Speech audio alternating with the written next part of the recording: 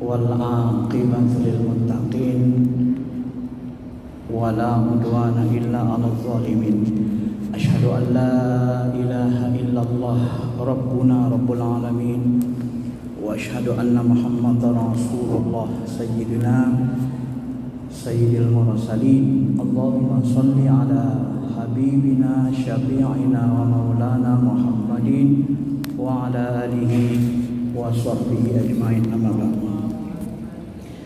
Ma'asyiral muslimin, Bapak Ibu jemaah salat Zuhur yang dirahmati Allah, mari sama-sama kita bersyukur atas segala nikmat, karunia dan kasih sayang Allah. Umur kita dipanjangkan, langkah kita dimudahkan, hati kita dilapangkan, sehingga kita bisa melaksanakan ibadah zuhur yang bisa membuat hati kita tenang dan tentram.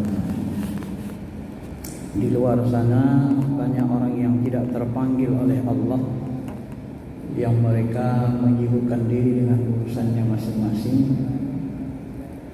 yang kalau kita terlihat dari sisi agama bahwa sesungguhnya apapun yang kita miliki di dunia ini, maka dia tidak akan bermanfaat sampai akhirat kelak kalau kita tidak gunakan untuk mengabdi kepada Allah Subhanahu wa taala.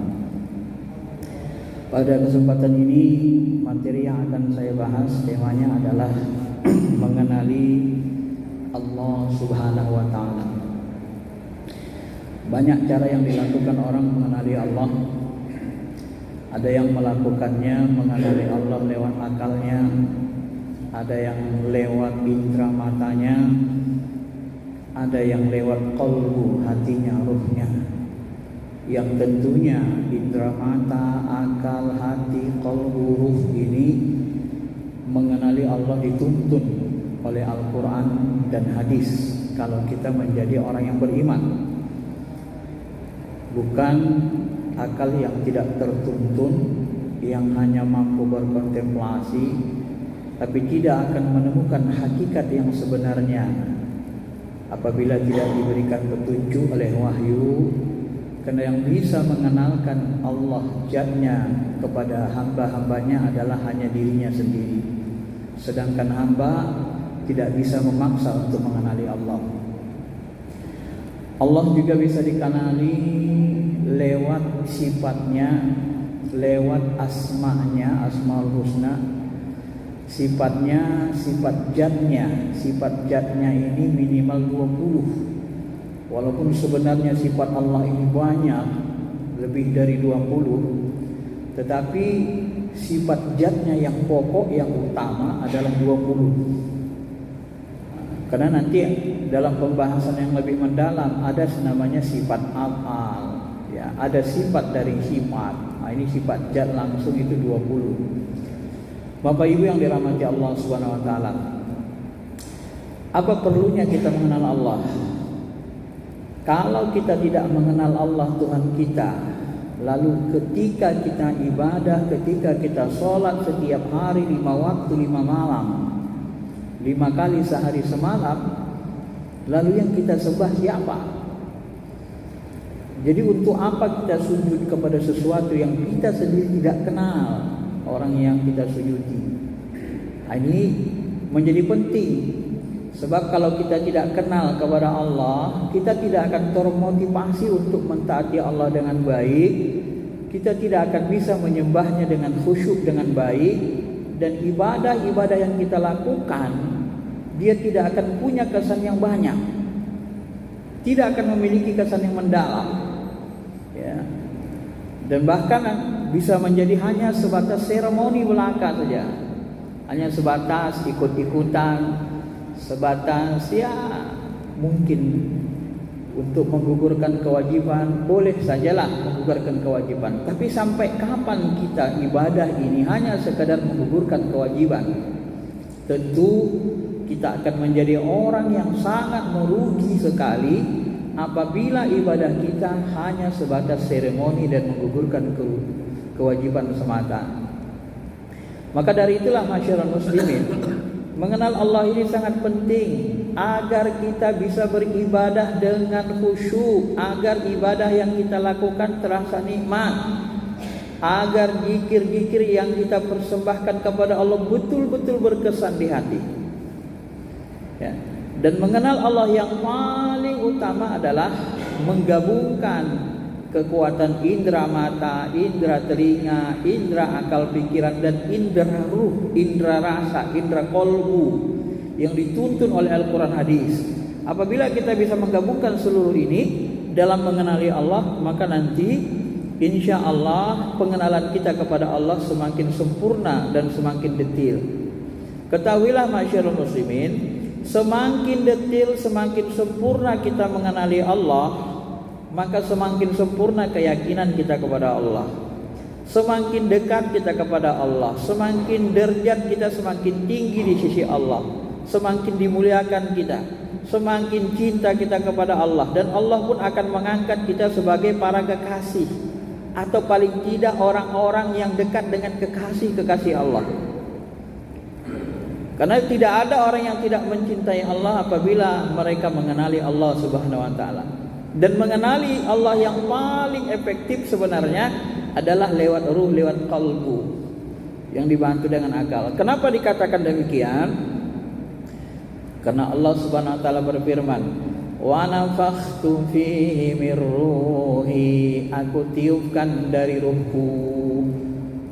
Jadi dalam ayat ini Bapak Ibu, Allah menggunakan kata tiup.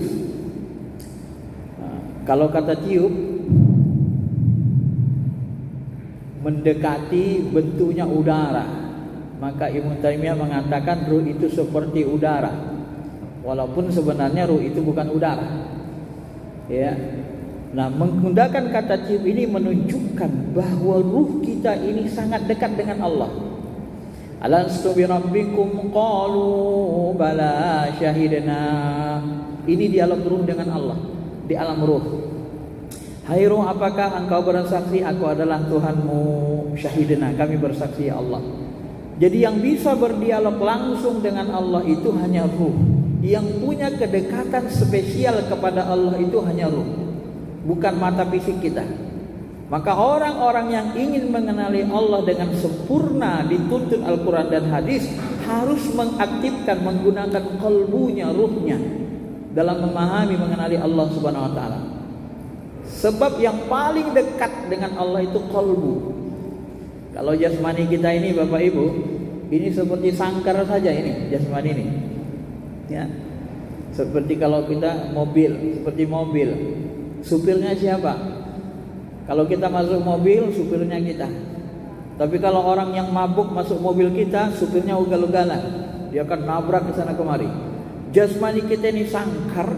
Kalau yang menyetir jasmani kita ini ruh kita, kalbu kita, maka akan dia tarik, dia bawa untuk menghadap Allah, untuk mentaati Allah.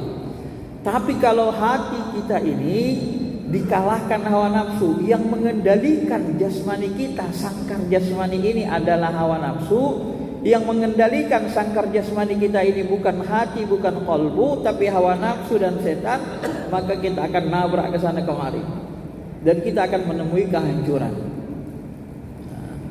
Maka dari itulah masyaallah muslimin, Bapak Ibu yang dirahmati Allah, salah satu cara terbaik mengenali Allah itu adalah dengan membersihkan pengaruh hawa nafsu dari kalbu kita. Itulah yang difirmankan Allah Subhanahu wa taala, "Qul hadhihi sabili ad'u ila Allah ala basiratin ana wa man ittaba'ani." Katakanlah hai Muhammad kepada umatmu, kepada orang-orang beriman, hazihi sabili, inilah jalan Muhammad, inilah jalan Rasul Allah. Apa jalan Rasul Allah, jalan Nabi Muhammad? Ad'u ilallah, mengajak manusia kembali lagi kepada Allah. Maksudnya apa? Syekh Abdul Qadir Jilani, salah satu wali kutub wali Allah yang sangat masyhur, mengatakan bahwa dulu kita diciptakan di alam ruh, di alam lahut, kemudian ruh kita ini diturunkan ke alam dunia. Alam dunia ini termasuk alam rendah. Summa radadnahu asfala safilin. Ya, Allah menciptakan manusia ini sebaik-baik ahsanut taqwim, sebaik-baik makhluk yang paling mulia, paling baik di jagat raya ini adalah makhluk yang tercipta dari cahaya.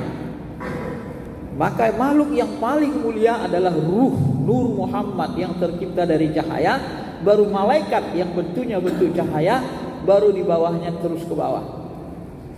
Maka kalau boleh kita katakan alam yang paling mulia adalah alam cahaya, alam ruh, alam malaikat.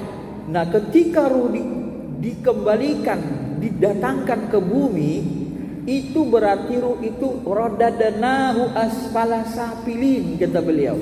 Ruh itu dikembalikan ke tempat yang rendah. Tempat yang rendah itu apa?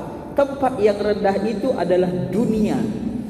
Maka dunia ini disebut dunia, dia berasal dari kata dana, ya dinu dunianan, yang artinya adalah hina, rendah. Jadi alam dunia, alam nyata ini alam paling rendah dalam pandangan Allah Subhanahu wa taala. Nah, jadi ruh dikembalikan, rodana asfala safin, dikembalikan ke alam terendah. Lalu ketika dia kembali ke alam terendah, diturunkan ke alam terendah, alam dunia, maka dileketkan di ruh kita itu hawa nafsu, ditempelkan keinginan, ditempelkan nafsu jiwa, sifat kebinatangan, sehingga dia mau makan, mau minum, dia gunakan pancara indera, lupalah dia kepada Allah perjanjiannya tadi. Nah, karena dia lupa, maka diutuslah Nabi di bawah Quran. Datanglah Nabi, hazihi sabili, inilah jalanku, ad'u ilallah. Hei para ruh, mari kita kembali lagi ke asal, kepada Allah. Inna lillahi wa inna ilaihi raji'un. Kita berasal dari Allah dan harus kembali kepada Allah dalam keadaan dimuliakan. Maka adu ilallah, tugas Rasul itu mengajak kembali ruhani kita kepada Allah, supaya dia jangan lupa. Karena hakikat diri kita adalah ruh, bukan jasmani. Kalau jasmani ini kalau kita mati dia hancur, dimakan tanah, dimakan ulat, selesai. Nanti baru dibangkitkan lagi. Tapi ketika masuk surga dia tidak ikut, dia hancur, diberi jasmani yang baru. Nah, maka adu ilallah, ruhani kita ini diajak kembali kepada Allah, ke alam asalnya, alam cahaya. Bagaimana cara mengajaknya kembali? Al-Quran mengatakan ala basiratin, di atas basirah. Apa yang dimaksud ala basirah?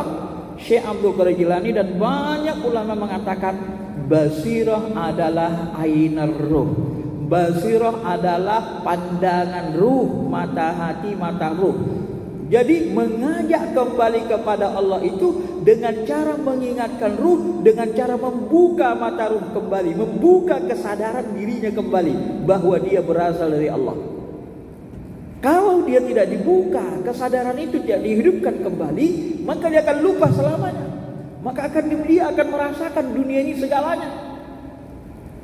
Ini yang membahayakan itu. Maka salah satu cara terbaik itu adalah menghidupkan lagi inti ruh, menghidupkan mata hati. Bagaimana cara menghidupkannya? Dengan menepis godaan-godaan hawa nafsu, dengan banyak ibadah, membersihkan tazkiyatun nafs supaya bersih. Kalau dia bersih cermin hati kita, maka dia hidup, dia bersih, maka dia mampu menatap, menyaksikan Allah. Sehingga salat yang kita lakukan, anta'budallah ka'annaka tara, engkau menyembah Allah seperti benar-benar seperti anna, sungguh-sungguh benar-benar menyaksikan Allah. Itulah yang disebut syahadat. Asyhadu an la ilaha illallah, aku bersaksi Allah adalah Tuhanku. Syahadat itu artinya menyaksikan. Ruh itu menyaksikan dengan matanya, mata ruh, inti ruh, dia menyaksikan Allah. Dan saksi yang paling baik adalah saksi yang melihat dengan mata kepala. Kalau di alam zahir, di alam nyata, di alam ruh, saksi yang paling baik adalah saksi yang menyaksikan apa yang dia saksikan. Maka syahadat itu disebut menyaksikan. Asyhadu an la ilaha illallah, aku menyaksikan engkau ya Allah sebagai Tuhanku. Ya. Masyarul muslimin, Bapak Ibu yang dirahmati Allah Subhanahu wa taala.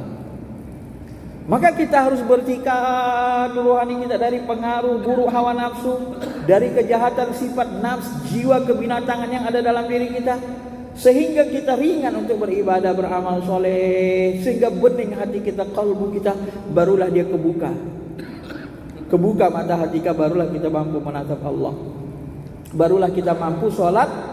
Kita merasakan ka'annaka taro, solat itu benar-benar seperti melihat Allah, nyata Allah itu Pak.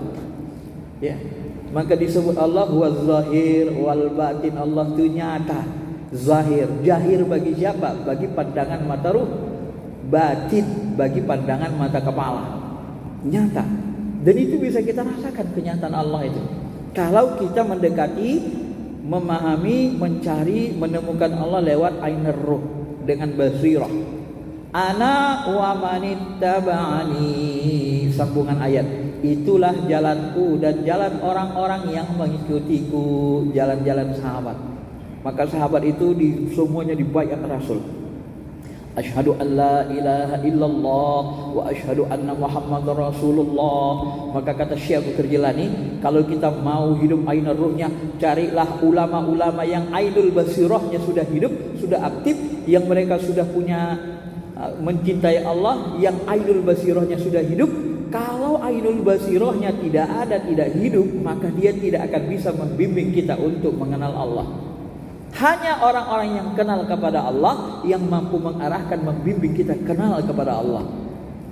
Ya sama, kalau orang nggak tahu jalan ke BUMN dari Bekasi sana, dibawa orang kita, ayo kita ke BUMN. Kamu tahu nggak jalan ke BUMN? Nggak tahu. Yang keliling-keliling, muter-muter. Apalagi tadi ada demo, dari sana ketutup, dari sana ketutup, dari sana ketutup, muter kita. Ya. Kalau nggak tahu jalannya, tapi kalau tahu jalannya, ayo aku tahu. Maka tidak bisa, kalau bahasa Syekh Abu Jilani, maka disitulah perlunya kita belajar dengan ulama-ulama yang punya ainul basirah.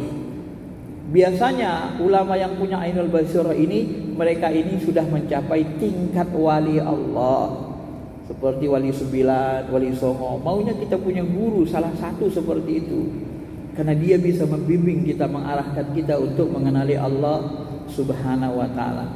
Kalau kita tidak punya guru seperti itu, pembimbing rohani, maka rohani kita tidak terdidik. Karena kita punya pembimbing jasmani, amalan jahir, jasmani kita saja yang terdidik. Cara sholat, rukuknya begini. Tapi kalau bicara cara khusyuk, bagaimana hudurul qalbi, bagaimana hadir hati ke Allah, kita gak ada yang bimbing, maka kita gak ngerti. Kalau boleh saya katakan Bapak Ibu yang dirahmati Allah, ilmu khusyuk ini seperti ilmu belajar ghina, belajar lagu Quran. Lagu Quran itu ada bayati, ada sika, ada ras, ada nahwan. Bayati, sika, ras, nahwan, kalau kita ajarkan secara teori, gak akan bisa kita prakteknya. Harus praktek langsung. Begitu kita praktekkan, itu salah kata gurunya, itu salah, diluruskan, dibenerin. Jadi ilmu khusyuk ini ilmu praktek. Kalau kita tidak punya pembimbing rohani, gak ada yang mengetahui kita khusyuk gak sholat kita gitu, gak ada yang bimbing. Jadi kita lepas saja, ingat Allah, kadang ingat, kadang gak, lepas saja. Jadi kalau pengalaman saya, sangat-sangat sulit kita kalau tidak ada guru rohani yang membimbing kita. Sangat sulit sekali. Dan memang untuk mendapatkan guru yang membimbing rohani ini sangat sedikit orangnya, tidak banyak. Ya, sangat sedikit. Karena orang yang mencapai level itu pun sangat sedikit. Ma'asyiral muslimin, Bapak Ibu yang dirahmati Allah Subhanahu wa taala. Nah, maka mengenali Allah itu lewat rasa. Di dalam qalbu kita ada ruh. Ruh itu memiliki rasa, ditempelkan rasa. Dengan rasa itulah kita menghubungi Allah. Rasa itu adalah kendaraan ruh untuk berkomunikasi, berhubungan dengan Allah. La ilaha illallah, la ilaha illallah, la ilaha illallah, la ilaha illallah. Gemetar hati kita adalah gemuruh karena kita menyaksikannya kan. La ilaha illallah, terasa nikmat menyebut nama Allah itu Pak. Ya, nikmat sekali. Ya, Tidak bisa ceritakan, dia harus dialami saja. Maka kata Nabi, kata Allah Ta'ala, ciri-ciri orang yang beriman itu, idza dzukirallahu wajilat qulubuhum. Kalau disebut nama Allah, gemetar hati mereka. Ya Allah, gemetar hatinya, rindu, ingin jumpa, ingin menatap wajah aslinya. Kadang-kadang tara a'yunahum tanfidu minad dam'i mimma arafu minal haq. Kamu lihat mereka orang beriman itu meneteskan air matanya.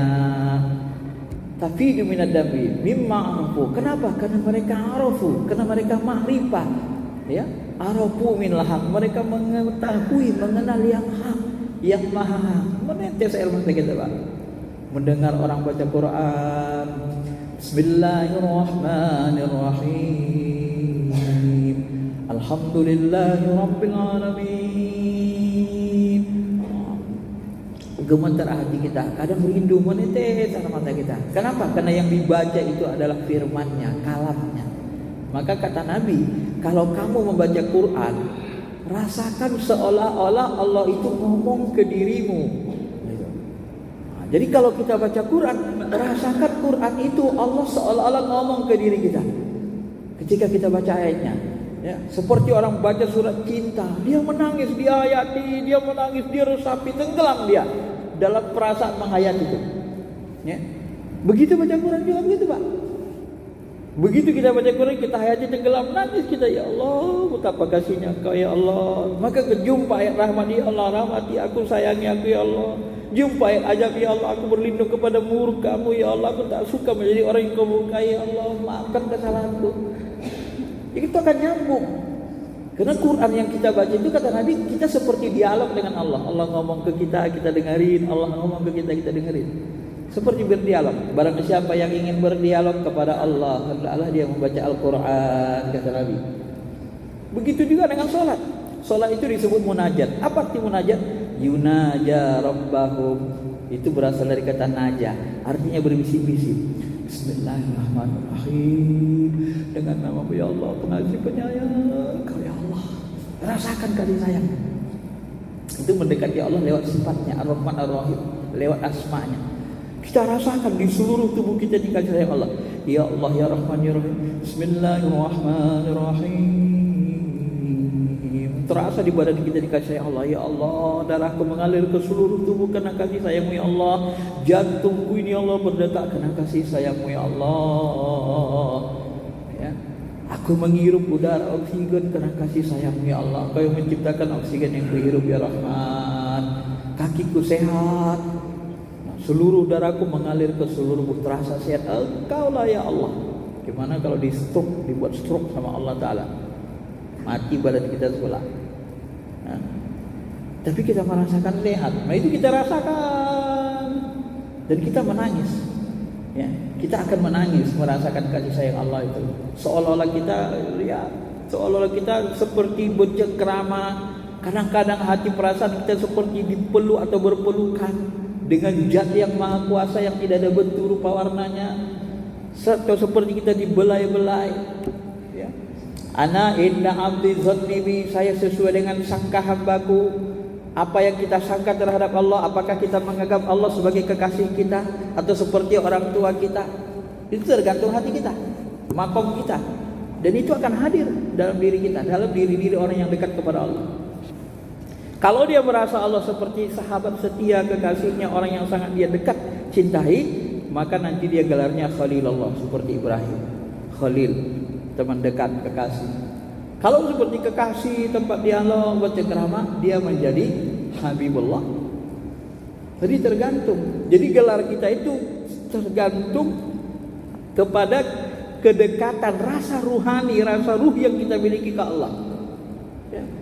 Kalau kita sering berdialog kepada Allah, sikit-sikit ya Allah aku mohon ini, aku mohon ini, aku mohon ini, sikit-sikit ngobrol. Berarti gelar ruh kita mendekati gelar ruh Nabi Musa, kalamullah. Nabi Musa itu kalau ada masalah dialog terus sama Allah. Ana inda abdi dzanni, kata Allah, aku sesuai sangka hambaku. Bagaimana hambaku menyangka, memposisikan diriku dalam dirinya, ya begitulah aku menyangka.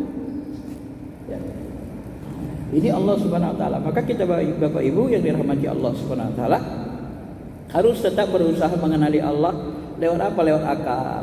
Lewat akal itu pemahaman yang sederhana dari awal. Kita melihat alam semesta, lihat langit, ya Allah, langit ini ya Allah sangat besar, sangat luas, tidak ada ujungnya.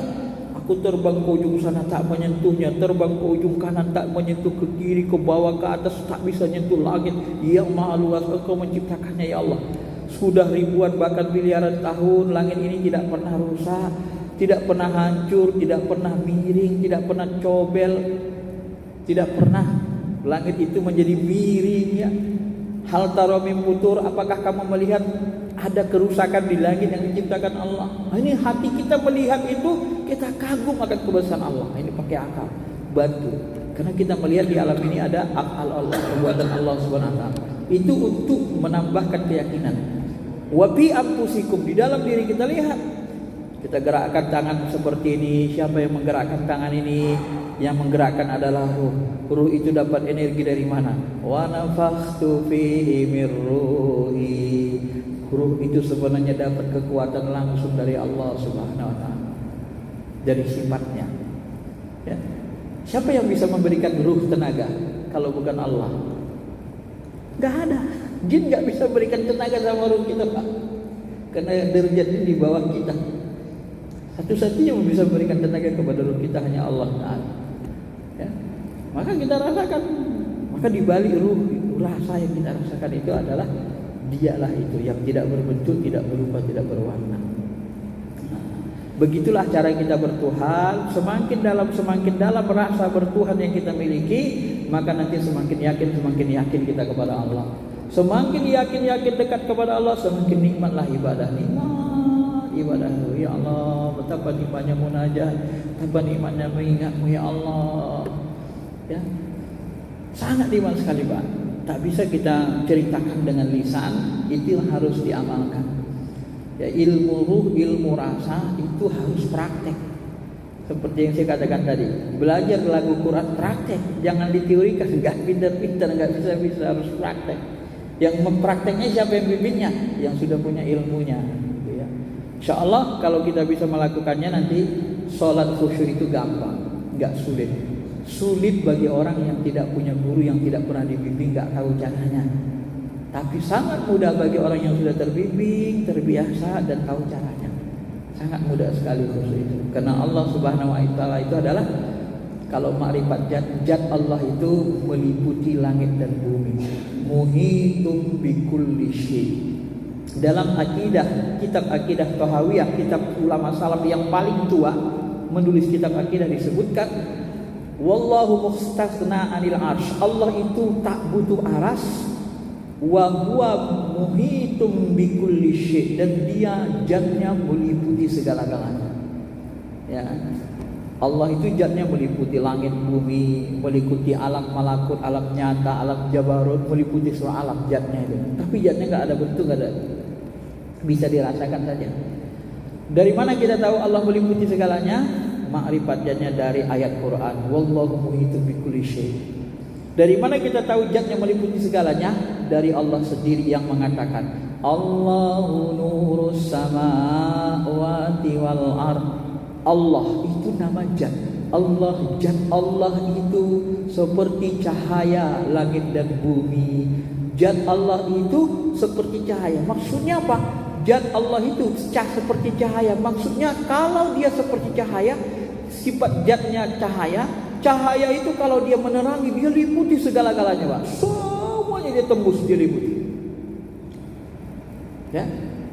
Kalau Ar-Rahman 'alal arsy istawa. Ar-Rahman itu bukan nama zat. Ar-Rahman itu nama sifat, nama asma, pengasih. Tapi Allahu nurus samawati wal ard, itu langsung nama zatnya. Allahu nur. Allah itu cahaya langit dan bumi. Artinya dia seperti cahaya, meliputi segala-galanya. Itu sifat zatnya. Maka ketika kita sholat, kata Nabi, ketika seorang sholat jangan meludah ke depan. Kenapa? Karena Allah berada di antara dirinya dan Ka'bah. Ketika orang salat, orang itu munajat itu apa? Berbisik-bisik. Jadi rasakan saja Allah di hadapan kita. Bismillahirrahmanirrahim. Alhamdulillahi Rabbil Alamin Ar-Rahmanir Rahim. Rasakan nyata dalam pandangan hati kita Allah. Ya Allah, kalau itu ya Allah. Ya, Allah itu meliputi. Itu Allah itu. Tapi nggak boleh tunjuk pakai tangan. Kalau tunjuk pakai tangan, Allah bertempat. Tapi kalau saya katakan itu Allah tuh pakai hati saya, itu Allah tuh boleh. Karena dia meliputi segala-galanya. Maka di dalam hadis qudsi dikatakan tidak ada yang bisa meliputi zatku kecuali hati hambaku yang beriman. Kenapa hati yang bisa meliputi zatnya? Coba pahami dengan baik. Karena hati kita ini, mata hati bisa memandang keseluruhan. Pejamkan mata kita, coba pandangkan mata hati kita ke langit, ke bumi, keseluruhan, ke jagat raya. Bisa nggak? Terpandang dalam hati kita, semuanya terpandang, meliputi. Maka bertuhan itu harus pakai kolbu. Jangan semata-mata ini. Kalau ini nggak sanggup dia nalar, dia harus dapat ilmu dari kolbu. Pandangkan hati kita. Terpandang semuanya. Langit, bumi, atas, bawah terpandang. Pakai mata hati. Kalau mata kepala, cuma itu yang kelihatan. Di sana nggak kelihatan. Kalau mata hati, coba pandang rumah kita. Pejam mata. Terlihat nggak rumah kita? Terlihat rumah kita? Terlihat. Kalau orang bilang terbayang. Dalam ilmu tasawuf terlihat. Hati bisa melihat yang tak bisa dilihat mata kepala. Karena hati bisa melihat meliputi. Maka menjangkau zat itu, mendekati zat itu adalah dengan qalbu, dengan ruh, dengan hati. Kenderaannya adalah rasa. Rasakan keberadaannya. La ilaha illallah, la ilaha illallah, la ilaha illallah, la ilaha illallah. Dia meliputi segalanya. Terasa nikmat tenang hati kita. Waktu sedih, apabila kita zikir nikmat, hilang kesedihan. Begitulah cara kita mengenali Allah, dari makom yang paling rendah dengan melihat alam semesta, melihat diri kita sampai mengenal diri kita dan mengenal, mendekati, ringkasannya mendekati makom ma'rifat zat, mendekati zat. Yang mudah-mudahan bisa dipahami, walaupun di ujungnya tadi agak tinggi. Saya merasa perlu untuk menjelaskan seperti itu supaya kita beribadah ini tidak mencari-cari dan tidak membayang-bayangkan Tuhanku di langit, nongkrong di sana. Apa itu di langit nongkrong? Kalau Tuhan di langit berarti nggak ada di bumi dong. Jadi masa Tuhan kita nggak ada di bumi? Kan aneh kan? Kalau begitu bahasa akalnya. Masa Tuhan menetapnya di langit, jadi di bumi gak ada Tuhan dong. Enak dong kita buat jahat, gak tahu Tuhan kan gitu. Gak ada di bumi. Kenapa dia meliputi segala-galanya? Ya karena kata akidah Tahawiyah, coba cari laisa kamitslihi syai'. Adakah makhluk Allah yang bisa meliputi segala-galanya kecuali Allah? Gak ada. Gak ada. Carilah. Apa yang bisa meliputi segalanya kecuali Allah? Gak ada. Hanya zatnya. Karena dia meliputi segala-galanya, maka dia mengetahui segala-galanya. Wa ma tasqutu min waraqatin illa ya'lamuha. Tidak ada daun yang gugur di tengah hutan hitam gelap-gelap tengah malam kecuali dia tahu.